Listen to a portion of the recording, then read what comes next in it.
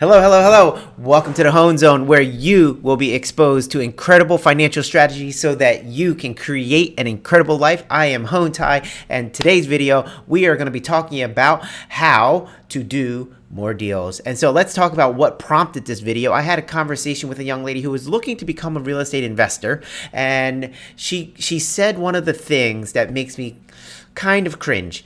And she said the word cheap or expensive, right? And there was a situation where she said, I'm looking to buy properties in Philadelphia, but the properties are too expensive, right? So this concept of too expensive is an interesting one when it comes to real estate. So when people say expensive or cheap, they're looking to buy properties typically for a little bit of money, and a little bit might mean, say, $30,000. So they might be interested in buying a property for $30,000. But if I brought them a deal that's, say, $500,000 to buy, then it's like, oh, sorry, Hone, I can't do it. It's too expensive, right? So let's talk about expensive versus cheap. And I want this part to like really hit home, right? Really hit home. So if we were talking about, let me see if I can connect us. I'm gonna try some new technology here. I'm gonna try some new technology, see if it works. Why aren't you working? Oh no, it's not working. But anyway, I was gonna say, so cheap versus expensive. So a cheap property would be where, let me see, let me go back to this, right? So a cheap property would be where she's thinking, I want to buy a property for $30,000 and then fix it up for, say, $50,000. So you're all in $30,000 plus $50,000. You're all in for $80,000. But let's say that once you're all in for $80,000, that the property's only worth $70,000, right? So was that property cheap or expensive? And actually, that property, that $30,000 property, was super expensive because after you put the money into it, right? After you put the money into it to fix it up, to get it to its final beautiful look, it was expensive. You've overpaid. So you see how a cheap $30,000 property all of a sudden is super, super expensive? Well, that is what a lot of people fall into the trap. That's a trap that people fall into, right? So now, if I said, hey, how about instead you get a $500,000 property? Okay, 500. That scares a lot of people away. $500,000 property. The rehab is $100,000. Okay, so you're all in for $600,000, right? You guys are all following along. You guys can do this. Is like real estate is basic math. It is basic algebra, third grade math. So $500,000 purchase, $100,000 rehab, $600,000 all in. What if I said that it was worth $1 million at the end? All of a sudden, that $500,000 property is now cheap.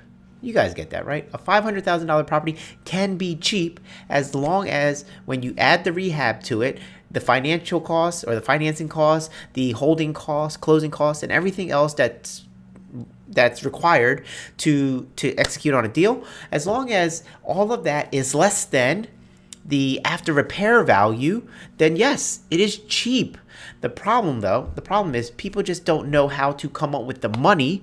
They only look in their own pocket, right? They're only looking inside their own pocket, and that's where this whole idea of is it expensive or is it cheap? And so people, they typically, when they're only looking in their own pocket, they're like, oh, Hone, I gotta buy a property that is, say, $30,000 or $50,000 or $100,000. They play small because they don't know how to raise money, right? They don't know how to raise money. And that is the pitfall for a lot of people because they miss out. They miss out on really, really great deals, right? They miss out on really, really great deals. And that sucks. That sucks because you could make on a single deal what you used to make all year in terms of salary. Now, I don't know what your salary is, and I don't know what the deal is. So this is just a hypothetical, right? This is just a hypothetical. But if you do the correct deal, you could potentially make, let's say it this way, your one deal could potentially make as much as the median income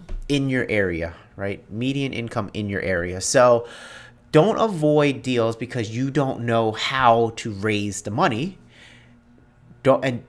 just learn how to raise the money, right? Don't miss out on deals because you don't know how to raise the money. Learn how to raise the money. Learn how to raise money. That's it, right? And so people are like, well, Hone, I don't know how to raise money. Well, okay. So this is what I do. So when I'm like getting stuck and I'm like, okay, what do I do? How do I do stuff? I have my video library, right? Let me do something. How do I? Technology, man. I'm learning. Okay. So I got my video library. And then I'll type in here, like, I'm interested in raising money, right? I'm interested in raising money. So let me type in raising. Okay, so this is cool. Let me click here. Raising private money. Raising private money and partnerships is the name of the video, right? It's right here. You can find it. So then what I'm going to do is I'm going to scroll down. And then I'm going to see what is appropriate for my situation. It's like, oh, raising money and security laws. So then if money on our family is resources. There's no money down strategies. We actually don't have to come up with money. So but there we go. There's always something left at the end of this. Of like, okay, what else? Like, what other places can I go to get money to fund my real estate investments? Boom, right? So that is how I figure out. That's how I figure out whether or not I can find the money. What is going on here? Okay, there we go. I think this is good. Okay.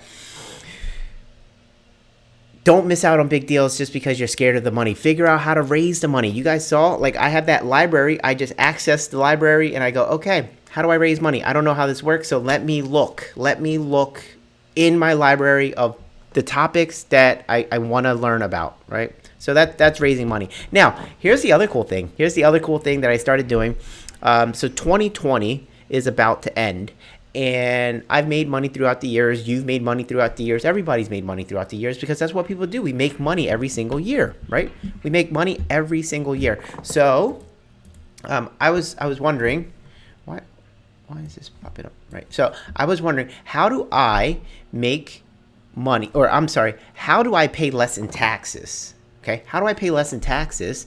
And one of the things that came up for me in terms of how do I pay less in taxes was, maybe I can buy more assets. Maybe I can buy something, right? I always hear about rich people, they buy stuff and they get to write off their stuff, right? They get to write off their income. And I'm like, how do I play that game? I want to play that game. I'm a real estate investor. I'm a business owner. I want to play that game too. I want to pay no taxes. How do I pay no taxes, right? And if you just ask the right questions, you get better answers, right? Better questions, better answers. So I wanted to pay less in taxes 2020. So I was like, okay, how do I do it, right? And so I came up with a couple of different ways to offset my taxes. So if done correctly, 2020, I'm going to have to pay very little taxes, very little. And then 2021, very little. 2022, very little. And I'm going to try to just make it so that I don't have to pay taxes anymore, right? And there are ways. So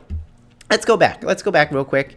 Let me go back here. And so I want to pay less in taxes. So let me click tax. All right. So let me go to my video, tax and legal day 1.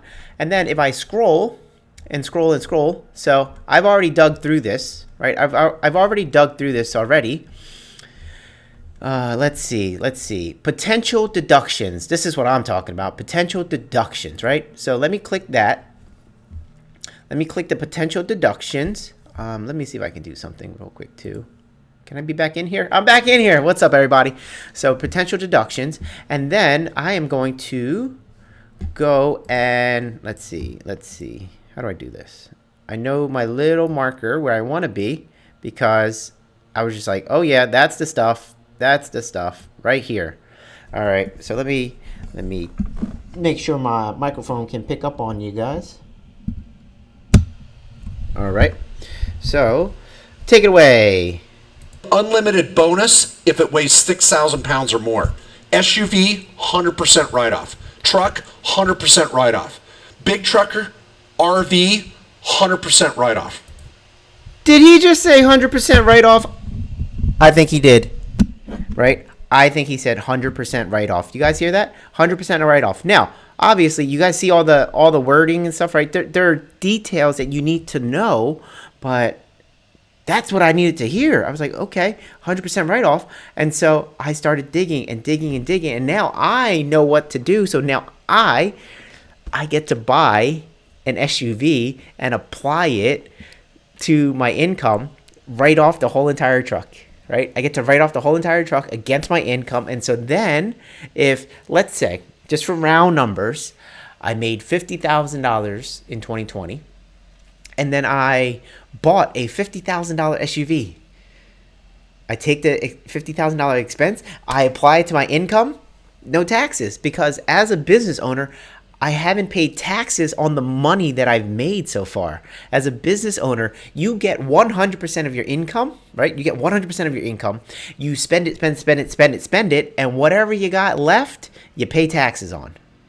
Now, always check with your CPA, always get better financial advice. I'm just some dude who is living an incredible life because of the incredible financial strategies that I've learned about, and now I get to share them with you at the Hone Zone, right? So these incredible financial strategies are really cool because you get to do things like that. So I'm looking up how to pay less in taxes. I'm just trying to figure out what I can do. And because of the tax laws, I can write off a brand new SUV or a used SUV. I can pay it in full. I can finance it, but I can still take the whole entire write off.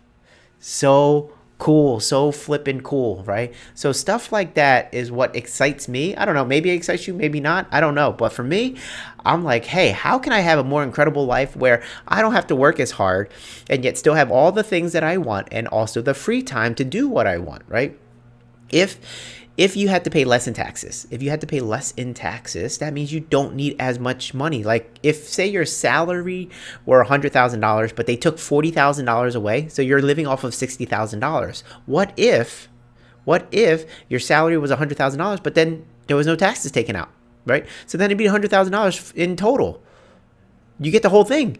And so you might say, hey, look, boss, you used to pay me $100,000 and you're used to that, right? So how about this? I work less, you pay me less, you pay me $60,000, and then you do what you need to do to not pay taxes. So then you work less, you make the same amount of money because now you're not paying the taxes, and voila, you have an incredible life, right? Because you've learned cool financial strategies. These incredible financial strategies allow you to create an incredible life. And that's what I want for you guys. And this is my own journey. This is what I'm going through. So my day-to-day is, let me see, how can I make more money? And how can I pay less in taxes? And how can I protect all of it, right? So asset protection, income generation, and then tax reduction. Ta-da! All day long. I'm just working on my business, just trying to figure out how can I do that? And that's what you get to do too. So again, I'm figuring out which car to buy. I'm SUV shopping, right? I'm SUV shopping now, because I have income that I made for 2020, and I said to myself, hey, I want to play the game a little differently. I want to play the game like everybody else does. How do they not pay taxes on their money? How do they reduce the amount of taxes that they pay on their money? So here's one way, and I have so many other ways that I'm going to be taking advantage of, and as the years go on, I'm just going to take more and more and more deductions. But I'm glad you're here and watching. Here we go, Hone Zone, right? I'm glad you're here watching the Hone Zone so that you can participate in this as well, so you can learn how to do this stuff. So if that interests you at all, then great, you're in the right place. So tell me, leave in the comments, whatever. Tell me about what it is that you're trying to achieve, what it is that stood out to you about this conversation. This channel, this Hone Zone thing, it is all about giving you exposure to interesting financial strategies that allow you to create that incredible life. So what stood out to you? What are you going to apply, or what have you applied for those who are already investors, business owners, all of that? I'm interested, because when we collaborate, we share ideas, then all of a sudden we all come up together, right? So it's a great thing. All right, guys. Well, with that, I just want to keep this one short, but if you're interested in learning more, connecting with me right here, you can email me. There it is, hone@honesloans.com for now. And you've just watched an episode of the Hone Zone. All right, guys. See you later.